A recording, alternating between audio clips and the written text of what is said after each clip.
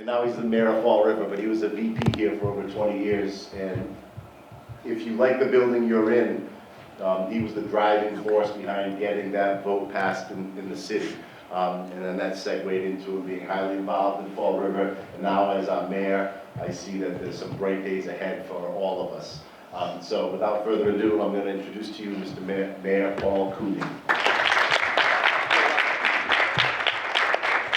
Hi guys, I am a Durfee graduate. I never thought I'd be mayor, I can guarantee you that when I sat where you sat a long time ago.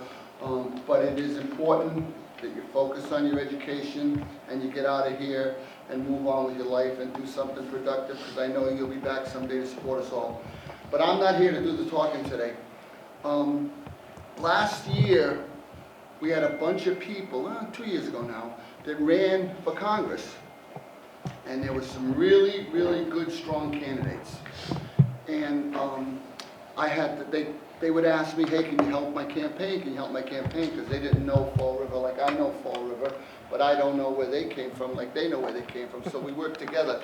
Of all the candidates that I talked to that wanted to come to Fall River and represent us, one stood out. One stood out because of his education, his background. He's a Marine veteran. He was in Afghanistan. He cares a lot about his country. And more importantly, he cares a lot about the city of Fall River. He's been down here a number of times, and he's always around. He'll be back. I guarantee that before the end of the year, he will be back again. He's a good friend of mine, big supporter of Durfee High School, and a huge supporter of the city of Fall River. So if we can give him attention for a little bit, hopefully we'll ask him some questions. If you have any questions, I'm sure there'll be time at the end.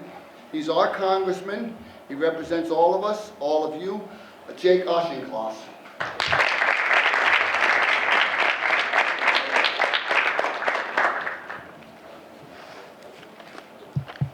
Good morning, everybody. Morning. First of all, can we give another round of applause to Paul Coogan, because he's a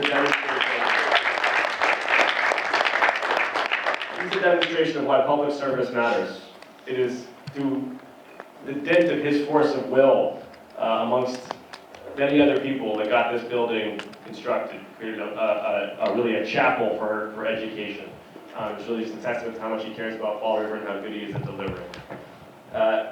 So I'm Jake Auchincloss. I represent the Massachusetts 4th Congressional District. That's 800,000 people who live from Brookline and Newton and Needham and Wellesley in the inner suburbs of Boston, through Foxborough and Mansfield and Franklin on 495, through Fall River, Taunton, and Attleboro, closer to the border of Rhode Island. So it's a big and diverse district. I've been doing it for about 3 years now. It's the privilege of a lifetime.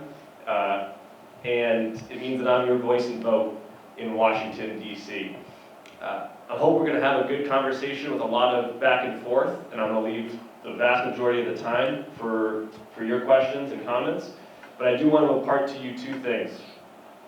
As Paul referenced, before this job, I was in the Marine Corps, commanded platoons in Afghanistan and special operations in Panama. I worked in business at a big company and a small company, managing engineers and product managers. I've worked in a nonprofit, helping incubate new technologies and launching them. I have been a city councilor. I've worked on political campaigns. Across all the domains of American society, I've had an opportunity to be involved. And the one constant that I can impart to you, regardless of which field of endeavor you choose to pursue, is surround yourself with good people. Surround yourself with good people. Because regardless of what you are working on, every institution, big, small, political, military, business, nonprofit, it's people at the end of the day. And people really aren't that different across different institutions. And what you will find is that there's always, I don't care what endeavor you are in, there's always going to be about 10 to 15% of people who are trying to bring things down. Trying to bring you down, they're trying to bring the organization down. They got negativity, they have cynicism, they can tell you why it can't be done. And then there's 50, 60, 70% of people in any institution, in any given priority, who are going to go along with things. They'll be helpful, they'll be supportive, they'll say the right things, they'll do the right things, but they're not going to be that spark They're not going to be that spark that gets things going. And then there's the 10 to 15% of people, they're the catalysts, they're the engines. They always have ideas and they execute on those ideas, they're excited, they're positive, they tell you what you can do, they tell you, and the we, what you can achieve.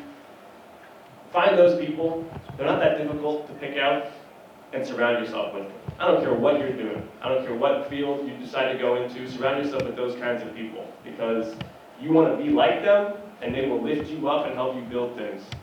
And the future is going to belong to those of you who build things.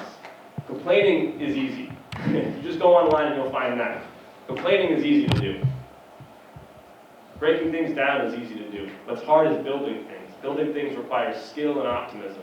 Surround yourself with the builders and the optimists, and you're going to achieve great things regardless of what you decide to pursue.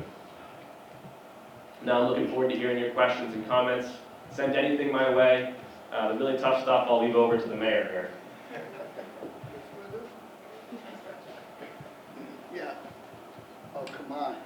This is the quietest class I've ever been in at Durfee High School. If I don't get anything in the next couple of seconds, I'm just There going you to go, ban there's the TikTok. question right there. Right up there, go ahead. Why do you become a congressman? How or why? Yeah, why? The question is, why did I become a congressman? The mayor had said previously he never planned on running for public office.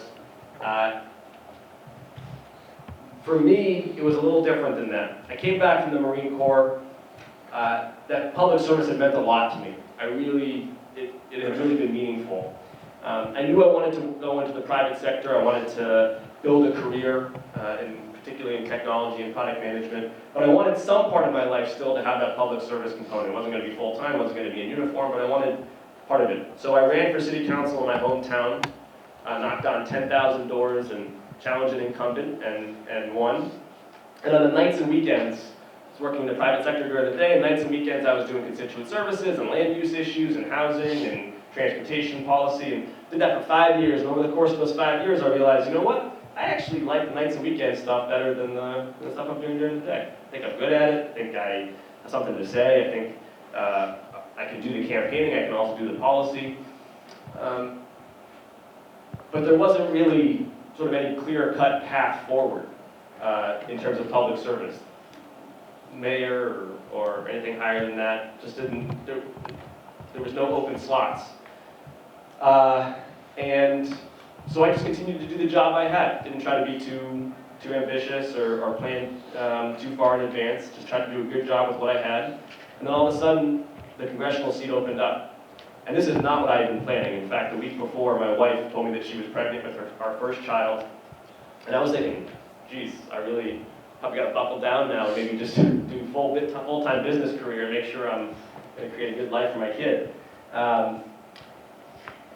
But I knew in my gut, when this congressional seat opened up, one, I knew I could win this thing. It's going to be hard, but I understood how it was going to shape out. I understood what the campaign was going to look like, and I knew where the strategy was going to lie. And number two, I thought I could do a good job.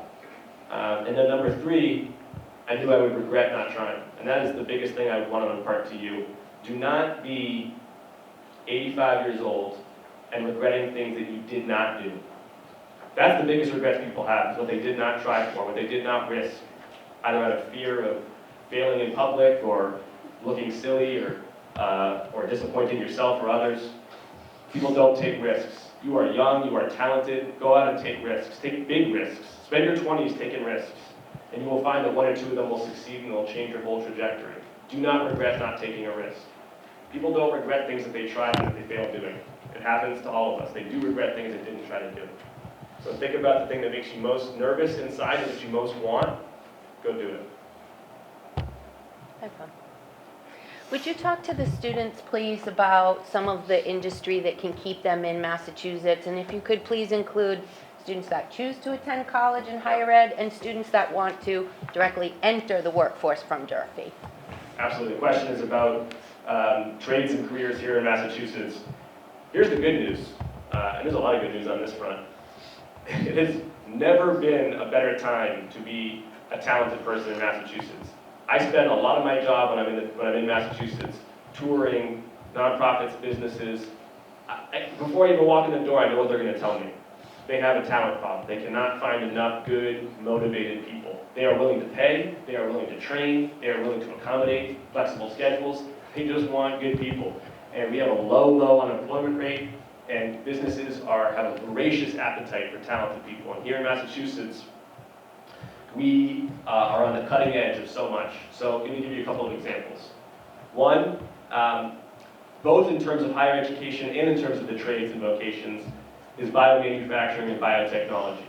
You can go all the way and get a PhD in that and work as a scientist at one of these companies working on gene editing and solving diseases and creating new forms of agriculture and materials. Or you can learn how to do the biomanufacturing processes. Fall River has a biomanufacturing plant. There are others in the vicinity. Those can be high school or associate's degrees. Those pay extremely well, and it's very rewarding work because you are directly creating large molecule biologics that help people with really severe disorders. Another example, clean energy. Whether it's offshore wind or geothermal or solar panels, fusion, the clean energy industry in Massachusetts is moving ahead at a galloping pace. Again, everything from the trades, installation and process and operational control, all the way through PhD, if that's where you want to go, and doing the R&D behind the clean energy. Huge amounts of jobs in that sector. And then the final one I'll mention is the just generalized precision manufacturing. This is something that southeastern Massachusetts has a very proud legacy in. Textiles, metallurgy, jewelry. There's huge demand for precision manufacturing capabilities, whether it's medical devices or the inputs to offshore wind turbines. That's going to be a huge burgeoning industry and lots of opportunities there as well. That answer the question? Answers mine. Do you think college is effective? I do think college is effective, and there's numbers to support it, but you've got to answer the question, or you got to evaluate the evidence with more nuance than just a blanket four-year degree, right? And here I'm speaking just from the evidence I've seen, and at this point we've got pretty strong evidence. If you take out a lot of loans and go to a very expensive college and get a degree for which there's not a lot of employer appetite, it may not pay out for you. But we have also seen that and it doesn't matter necessarily the ranking of the college, if you get an in-demand skill set, cybersecurity for example, getting an associate's degree or a certificate in cybersecurity, guarantee you're going to be hired the next day. Trades and vocations, the peach trades, plumbing, electrical, air conditioning, HVAC, hugely in demand. And you can get those trades, you can get those skill sets with no student debt whatsoever. And so I really think you don't want to evaluate it on a basic binary of is college worth it. You want to evaluate it in terms of what skills am I acquiring and are those skills useful in the broader marketplace. You don't have to have a crystal ball, right? Obviously the economy is changing and can't necessarily predict 5 to 10 years precisely what the job title is going to be. But I can tell you with great confidence, strong interpersonal skills, the ability to work with a group and get that group to achieve something bigger than itself is absolutely going to be in demand. It's one of the highest recruiting priorities for companies, big and small, across industries, is people who have strong interpersonal and socio-emotional skills, can get groups to work well together, project managers, product managers, etc. And the second big skill set is STEM. Either hands-on or academic knowledge of science, technology, engineering, and math will always be in high demand. Yes? What are some issues in today's world you have remained focused on? What are some issues that I missed? Today's world you have remained focused on? That I remain focused on? The question is, what are some issues that I'm focused on right now?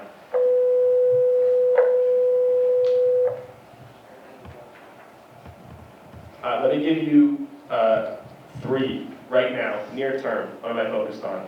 1 is clean energy and climate action. This is important for the kind of planet we want to leave to our children and grandchildren. It's also just a huge economic engine for Massachusetts. With the possible exception of California, there is no state in the union that's better equipped to take advantage of the clean energy transition than Massachusetts. offshore wind, offshore wind, geothermal, fusion, fission, solar, hydrogen, everything I just mentioned. The best R&D and some of the best manufacturing is being done right here in this state. Those are six-figure jobs that, like I said, these industries want to hire for. So I'm really focused on how to make sure that we accelerate the clean energy transition. It's good for our planet, it's good for the economy. Number two is mental health, particularly mental health for youth. I don't think I have to tell this crowd, COVID was incredibly disruptive, and we've seen a precipitous decline in mental health for kids.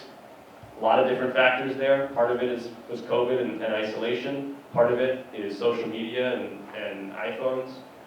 Part of it may be the way we structure free time for kids. Too structured, not enough time for kids to orient themselves to the world. But we've got to do a lot more on making sure that kids are in a good space mentally. And then the third is China. I'm a member of the House Select Committee on the strategic competition between the Chinese Communist Party and the United States. That means we are tasked, Democrats and Republicans, with moving past day-to-day politics and figuring out how we compete with the Chinese Communist Party. That'll be the defining contest of the 21st century, with the United States and China. And it's going to require incredibly deft statesmanship because China is 1.4 billion people. It's a huge trading partner. It's got a huge military. It's got a big presence in the Indo-Pacific. And while we have no quarrel with the people of China themselves, who, like all of us, are trying to build a better life for their kids, we do have a quarrel with Xi Jinping and the Chinese Communist Party, which does not share our values and does not consider individuals to have an inherent individual worth and dignity. And we see that with how they treat the Uyghurs in Xinjiang province, with how they treat the Hong Kongers, with how they want to treat the Taiwanese. And so we are going to be in contest with the Chinese Communist Party, and we have to make sure that we win. What issues are you currently tackling in the LGBTQ community? The question is about what issues am I tackling for the LGBT community. I'm a member of the Equality Caucus, which is devoted to those issues. And I'm proud to say that we got marriage equality passed in Congress last term, which is a historic achievement. Now, I'm old enough to remember when Barack Obama, a liberal Democrat, was running for presidency in 2008, and he didn't come out in favor of marriage equality. It was considered too politically controversial at the time. Think about that. That wasn't that long ago. You all were alive. I was watching politics. It was 15 years ago, and the Democratic standard bearer, and someone considered a liberal Democrat, wasn't necessarily in favor of marriage equality. Fast forward, we are now in a place where Republicans in the Senate, not famous for being progressive-minded, are voting for marriage equality. That's progress. It's something to be optimistic about. We got to finish the job with the Equality Act, which extends protections for LGBTQ individuals, not just in marriage, but in employment, housing, and access to government services. You, sir, in the hat.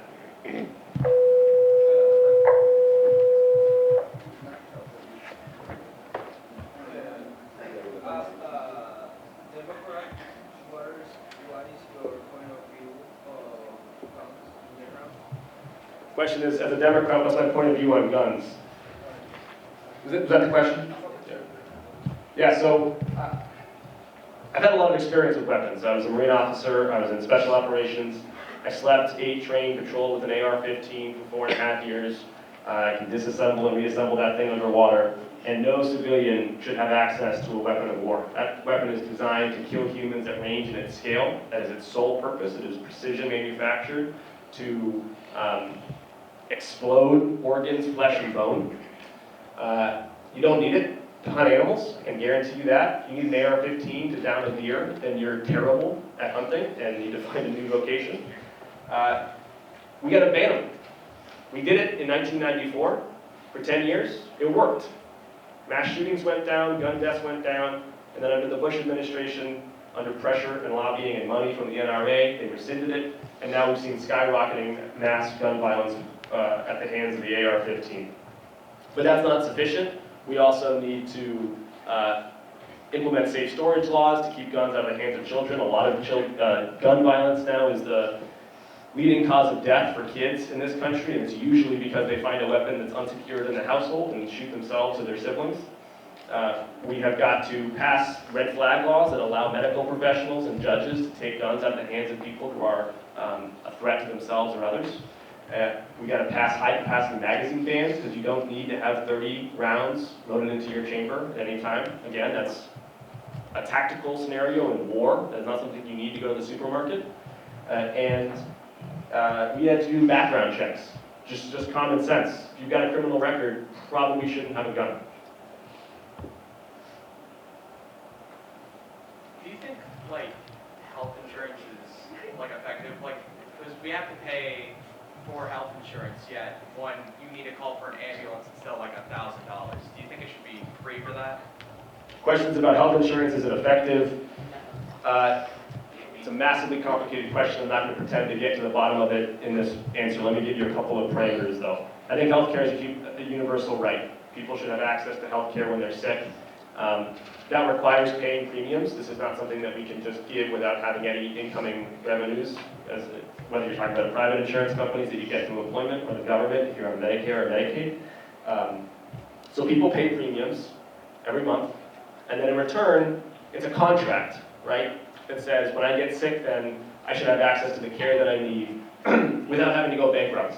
And by the way, medical bankruptcy is the leading cause of bankruptcy for individuals in the United States.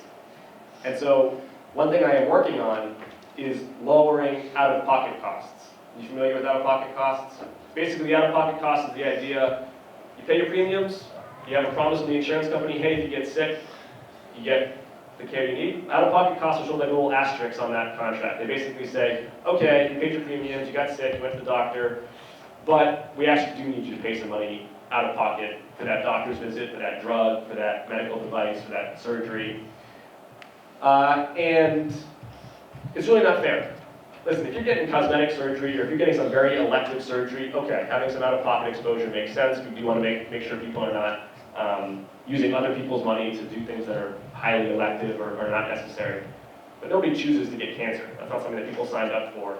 And if they've been paying their premiums, they should get the care that they need, and we should bring down the out-of-pocket costs. I'm actually co-sponsored 2 pieces of legislation already to do that, particularly with drugs. And there's more to do, to your point, with ambulatory care, with emergency care. A big one is with perinatal care. That means for the care that you give to women both before, during, and after pregnancy, that should not have out-of-pocket exposure. We want people to have kids, we want them to be safe having kids, we want those kids to be healthy.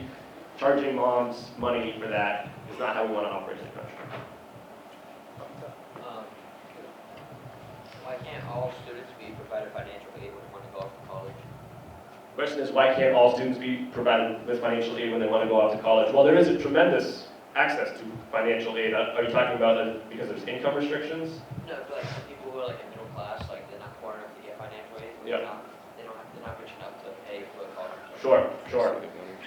Yeah, for that, the question is about access for middle-income families to college affordability tools. I agree with you. That's why I'm a big proponent of doubling Pell Grants, which are direct grants to students and to universities to help make college more affordable. We also, though, need to do a better job of holding higher education institutions to account for the tuitions that they're charging. When I see these universities paying their football coaches $10 million and then charging their students $50,000 a semester, kind of makes me wonder about the allocation of their resources and whether they're really prioritizing their telos, their mission, their core mission, which is to educate the next generation. There hasn't been enough transparency. There frankly hasn't been enough competition between the universities to actually demonstrate that they are creating value for students. And there's been some progress on that in the last 10 years, but we got to do more. It's not enough just to give money to the students. We also have to tighten the screws a bit on the universities themselves to make sure that they're demonstrating value. How do you think we can make the wage gap between the sex demographic less severe? The question is about the gender pay gap, which is about earning the same amount per hour for the same amount for the same quality and quantity of work. A co-sponsored legislation that would mandate transparency around that issue. I think the first step is making sure that we have the data to be able to name and shame companies that have a clear and persistent wage gap. differential. And then the other one, a big one for me, is childcare. I should say not just childcare, but dependent care, because it's not, for a lot of working women, it's not just kids, it's also elderly loved ones. You got a lot of women who are sandwiched between taking care of kids and taking care of their own parents or their spouse's parents. It's going to get worse with Alzheimer's and the rise of other neurodegenerative diseases. It's disproportionately women who carry the caregiving burden. And because of that, they oftentimes leave the workforce for months or years at a time and then cycle back in. But then their earnings trajectory is lower when they do that. They have less experience, their skills have atrophied, and so you start to see that the differential widens as careers progress. By providing high-quality dependent care, by subsidizing that, I think we have a rising tide phenomenon where we're going to be able to lift a lot of working women and enable them to pursue the careers that they are passionate about while still taking care of their loved ones. That's why I've been a big supporter of Elizabeth Warren and Catherine Clark's initiatives around providing access to child care, both at the federal level and in Massachusetts. I'm a big supporter of Governor Healey's recent budget, where she provided really transformational funding for child care. And then I also was a supporter last term of home and community-based care, which is care for elderly Americans, both in their homes and in inpatient facilities, because especially for those who need really 24/7 nursing care, that's expensive, it's too much for families to handle, and they need support there. What's your opinion on the Restrict Act? The Restrict Act, remind me what that is? It's sort of like the bill that's banning TikTok and Oh, okay. other social. Got it. Questions on banning TikTok. I knew we were going to get that question.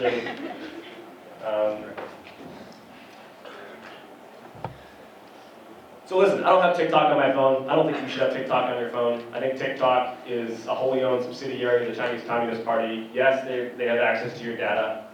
It's true. I'm in these briefings, they do. But frankly, even more important to me than that is I don't think it's good for mental health for people. These are algorithms and videos that are exquisitely engineered to hijack your attention span. They do these like rapid staccato clips, and they have these little graphics on the bottom to keep you engaged, and we're literally shortening people's attention spans by the minute here with this video newsfeed. And if you can't stop scrolling, that's a problem, because you're the product.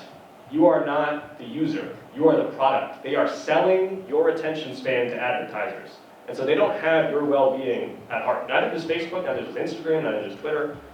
You are creating what they can then monetize. Your eyeballs, they sell to products and services to advertise to you. And you have to decide whether you want your brain to profit their bottom line, or if you want to use your brain for building and achieving things in your own life. So I don't have it. I'm not going to let my kids have it. I don't think you should have it. But the great thing about this country is I don't get to just say that. We have a whole process. And 150 million people use TikTok. And some of you may disagree with me, and that's fine. And if we're going to ban something as a country that celebrates free and open expression, the bar needs to be very, very high. We have to make a very strong case to the American public about why this is a problem. I don't think we've made that case yet, effectively. I think people like me have heard it inside the Beltway and got those briefings, but we got to make it to the American public. And so banning TikTok should be at the very bottom of a very long list of things we need to try first in protecting your privacy and your cognitive well-being. What is your career plan for the next 5 years? My career plan for the next 5 years? To do a good job in this job that I have. Any politician who looks on the horizon and tries to plot the next career path will be sent packing by the voters very quickly.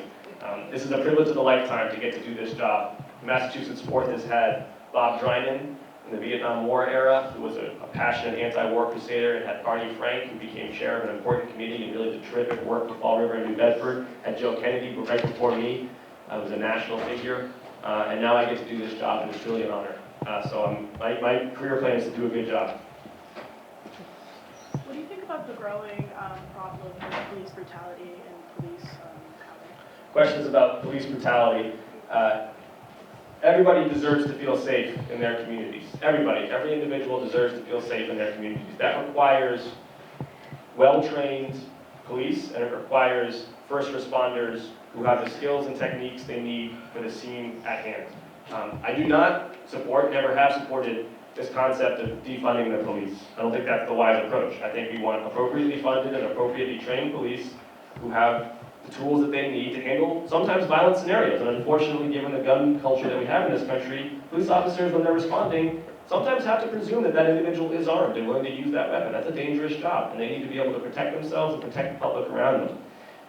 But we also know that Black Americans in particular have experienced the police very differently than white Americans have in this country. We have to acknowledge that head on.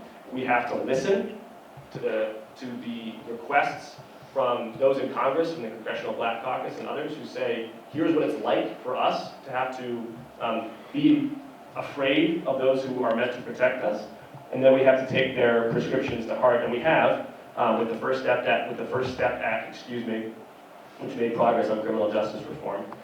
And Massachusetts, I'm very happy to say, is starting to follow the Colorado model of responding in particular to mental health situations with a fuller suite of professionals. So you have mental health professionals and social workers. Because oftentimes a lot of the petty street and property crime that you see is not about people who have violence in their heart. It's about people who are unwell. And they really need help. And we can escalate the kind of help that we give them by starting in a sub-emergency room, sub-police response. And Massachusetts is starting to do that, which I think is progress. Jake, can I tell them a story about that? Please. Give you a breath for 1 minute. When Jake was talking about mental illness and the problem it is in the city of Fall River, I'll give you a perfect example of what sometimes we deal with. In Fall River, we have a team called the FAST team. Policemen, 2 counselors, and an outreach worker go out to do exactly what Jake said, work with people instead of arresting them. Last week, we had a young lady who was well known to the police in the city of Fall River. She was running around Kennedy Park, no pants on. She had gone to the bathroom all over herself. We got her a shower, we got her clean clothes, we stabilized her, we put her in a hotel room. We had to get her evaluated for mental health. The next morning, we sent an ambulance to pick her up. She started throwing things at the people in the ambulance that were taking her to get help. We finally got her calmed down, got her into a hospital setting for behavioral health. She has been to the hospital in the last year 128 times. 128 times. And we got a call later in the day, they wanted to release her, she was okay. So think of that. You're walking down Pleasant Street, or you're walking down Whipple Street, and this person who's obviously in distress is coming at you. In the hospital 128 times, and the solution was send her back out, she'll be okay. Because we don't want to infringe on people's rights. So at some point, some of these things are going to change, and those people are going to get the help they need to become functioning members of society. Those are the things we work on in Fall River on a ground level. Obviously, Jake has the federal handle on what's going to happen for things like that. But those are the issues you see when you see some of these people in Fall River. And I've been to just about every homeless camp in Fall River, walked around, talked to people. These are people, in some cases, and this woman, no drugs, no booze. No drugs, no booze. Mentally ill, needs help. We got to get her the help she needs, but it's a very, very heavy lift. But I don't want to ruin Jake's speech because he's not around as much as I am, so. But that is an issue with Fall River. Talk about that. Who hasn't gone yet? What are your opinions on the Willow Project? Questions about the Willow Project? It's a very large fossil fuel drilling project off the coast of Alaska. I'm not in favor of it. I have never been in favor of it. I'm disappointed that after the historic climate action and clean energy investment that we made last year, that the president has green-lighted this project. I understand all the reasons on the other side of the ledger there, but I think we need to be focused with determination on a 100% transition to a clean energy independent future.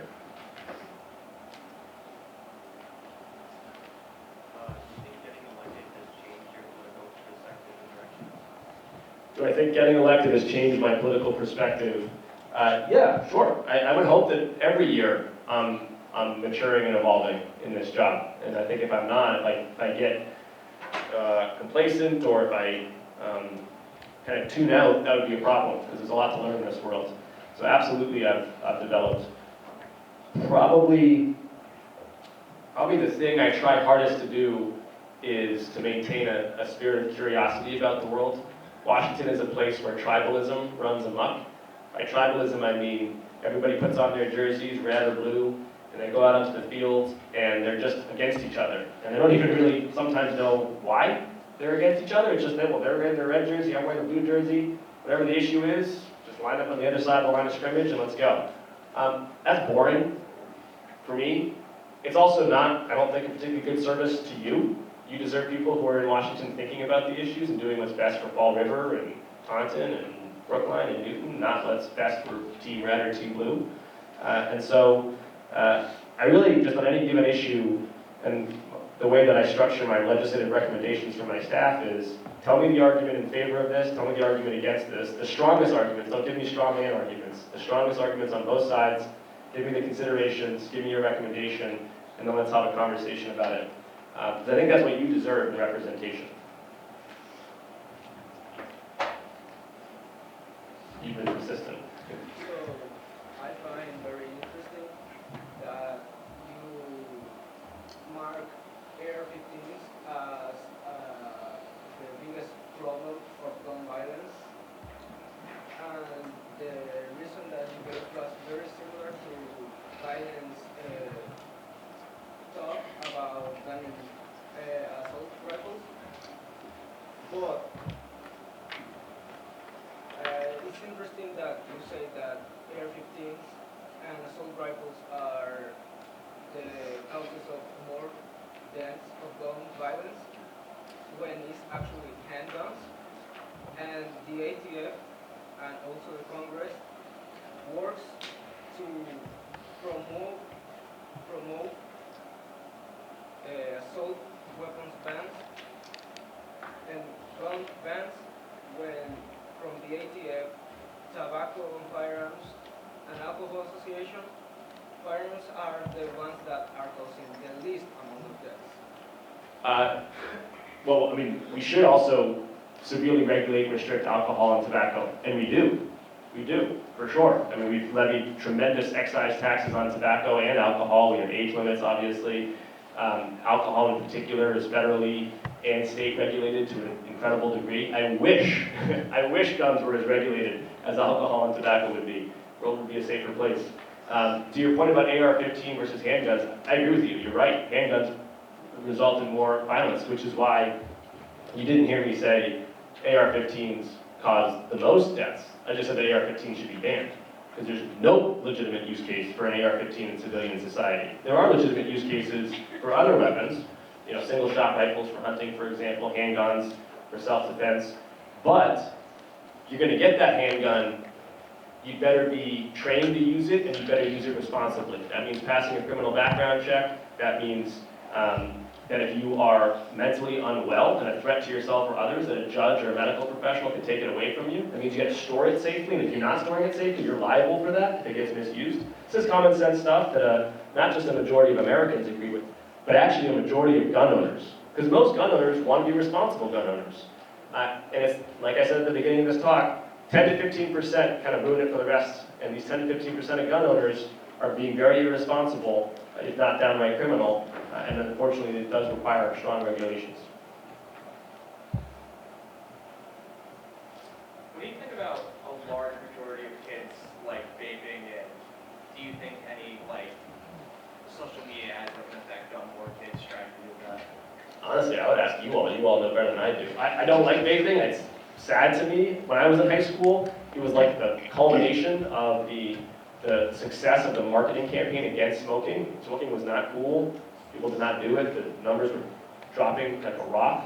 And now vaping has come back, and these vaping companies, I think, are in the same league as the social media companies. They're just trying to monetize your, your wellness, and I think it's pretty gross. But you tell me, I mean, is social media having an effect on it? Probably. I think it doesn't help that kids spread it to each other. Yeah. It's like its own kind of disease. Yeah. Does it taste good? I've never done it before. It looks kind of weird to me, but it's in the back. In my experience, since Fall River is very heavy in people addicted to stimulants like cocaine, cigarettes, vaping, do you think increasing mental health and giving opportunities to heal can help reduce that addiction? Yeah, absolutely. The opioid epidemic in this country in particular kills about 100,000 Americans every year. And that is the equivalent of 2 Vietnams worth of casualties every single year. It's an ongoing catastrophe, and it's driven by a number of issues. It's driven by loneliness and despair amongst a cohort of people. It's driven by incredibly irresponsible marketing campaigns from Purdue and other pharmaceutical companies. It's driven by a lack of understanding of prescription best practices by physicians, particularly in the 90s and early 2000s. A lot of that's been fixed, but of course, addiction, once unleashed, spreads of its own accord because people see and adopt. We have to have kind of a two-part approach to opioid addiction. One is on the supply side. What's happening right now is China is shipping over a lot of the raw materials to Mexico, where drug cartels that are really operating with the same sophistication as Fortune 500 companies are manufacturing those into high-potency fentanyl and then trafficking it across the border. Got to crack down on that on the supply side, both in China and Mexico and at the border. And then number two is on the demand side, to your point, we got to provide people with mental health services and addiction use disorder services that help them overcome this issue. It's not something that we should criminalize, it's something that we should work to heal and help people rejuvenate. What is your view on women's access to abortion? I'm pro-choice, I've always been strong pro-choice, a member of Congress, and was a proud voter in favor of the Women's Health Protection Act, which last Congress passed basically the codification of Roe in the House. Unfortunately, it failed the Senate due to the filibuster, which was one reason why I called for the abolition of the filibuster, because we needed to get this done in Congress to protect women's access to reproductive health care, because abortion is health care. And with this recent ruling out of Texas attacking abortion medication, we've entered an even more dangerous and dark chapter in this story, because now what we have is judges stepping on the science, right? Judges should interpret the law, scientists should determine the science, and that's worked pretty well for us in this country for 250 years. The FDA for 20 years has said that this drug is safe and effective to induce abortion, particularly in the first trimester. Okay, and then some zealotous judge out of nowhere comes and says, actually, I know better. He doesn't know better. He's ideological, which is not what you want your judges to be. You want them to follow the facts and the law. Thankfully, there's a dueling judgment that remands the Texas judgment, and we're going to duke this out in the courts. And it may well make it all the way to the Supreme Court. And if the composition of the Supreme Court is of concern to you, then I would just say it's a reminder that elections matter. Hillary Clinton said elections matter in 2016, said it in 2020, we'll say it again in 2024. Presidents appoint Supreme Court justices. Who is president matters. Anybody who hasn't asked a question yet? How does your prioritization of reproductive rights affect your voting demographic? What do you? I'm assuming since your stance on reproductive rights, like you think it's very important for people to have a choice, I'm assuming it would make your demographic more, I guess, younger Democratic females. But does it, like, is there any surprising change in how people vote for you based on your reproductive stance? I think I understand the question. I'm pro-choice not because of the polls. I'm pro-choice because I think it's the right thing for the women and the men of the Massachusetts Fourth and the United States more broadly. I grew up that way and will continue to vote and advocate that way. I think it is also true that if I were pro-life, this would probably be the last speech I gave as a member of Congress from the Massachusetts Fourth. that would be a very, very potent campaign issue, rightfully so. And we've seen this in Kansas, we've seen this in Wisconsin recently for their judicial elections. Voters have demonstrated that they are willing to go to the polls on abortion. And politicians listen to voters when voters make something a voting issue, when they make it a 1 or 2 priority issue in an election cycle. So it's important to keep on voting on abortion. Has your committee involving China talked about the recent yuan oil exchanges? No, it has not. Tell me more about that. There was like recent news that instead of the U.S. dollar, there's been recent oil exchanges with the Chinese yuan. Got it, with the RMB. Yeah, I know what you're talking about. Got it. Great question. Oh boy.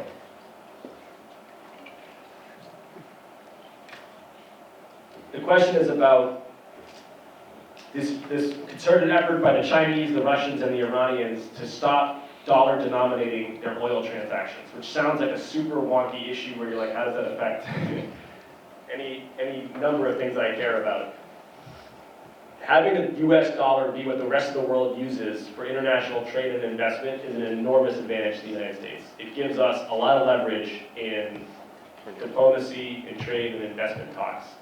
Because they're using our currency. And so our central bank is very powerful, our fiscal policy is very powerful, we can sanction bad actors much more easily because we can trace across bank accounts that are taking US dollars. It's very effective. And what China knows that, so what China and Russia and Iran, who have become this axis of antagonists, what they're trying to do now is denominate some transactions, particularly oil transactions in RMB, in the Chinese currency. It's nascent, it really hasn't had a lot of scale yet, but to the extent that it takes off, I do think it's a big concern. And just one example out of many of this increasing attempt by the Chinese Communist Party to create a new operating system for the world. You're all familiar with, Apple's OS, right? And there's Android OS. And it's kind of a useful analogy to think about the context that we're in right now. Since World War II, most of the world has been operating off of the US operating system. That means that we provide security guarantees, we support the multilateral institutions that we negotiate trade deals in and investment deals. We patrol the global commons, whether it's critical straits where commerce passes through. Our diplomats help broker peace between warring countries. There's sort of been this US operating system, and a lot of people have built apps on top of it. And it's been successful. Not perfect, but successful. And now the Chinese Communist Party wants to have its own operating system, its own set of rules and institutions, alliances and pacts. And there's a big competition between the United States and China about which countries will plug into our operating system versus their operating system. And this R&D attempt for oil transactions is an attempt to make their operating system the preferred one for more countries. We have time for 2 more questions. Let's try one thing before you go. Mostly seniors in here, I was told.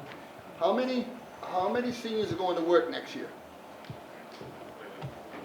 Going to work, okay. Put your hands down, please. How many seniors are going to college next year? Okay, put your hands down, please. How many going in the military? Anybody going in the military? How many are not sure what they're doing next year? Raise your hands. Don't be bashful. I would have had my hand up. Well, that's good. That's good. At least most of you have a plan going forward. I guess Jake's got time for one more question. Can I do one more poll, actually? Go ahead. That's, you want to get him to talk. I'm interested also, regardless of what the skills acquisition path is that you're taking, who's broadly wanting to go in some kind of a healthcare sector, broadly speaking? Who, again, broadly is thinking about going into energy? What about the trades? Yes. Does someone want to say something that I missed? What's a good category that I missed there? Education. Education? Great. Thank you. Yeah. Thank you, was right, thank you. Criminal justice. Criminal justice. Criminal justice. Sorry? Computers, yeah, computer science. Great. All right, let's do one more question. Who hasn't asked one yet? I don't think you've asked yet. You were talking a lot about mental health and how you're an advocate for it, and how that example, the lady who was in the hospital can advocate for how much, like however much for mental health, but the facilities used for mental health, like to help get better, aren't the best place, especially because of how patients are treated. So how would you change that? Question is about inpatient versus outpatient care for mental health, and we actually have a shortage of both right now in the Commonwealth. We have a shortage of inpatient facilities for those who are acutely ill, and good news there is that there is more money coming, both at the federal and state level, to improve inpatient care. It's appalling right now what's happening for inpatient mental health care. It really is unacceptable. I've seen it firsthand.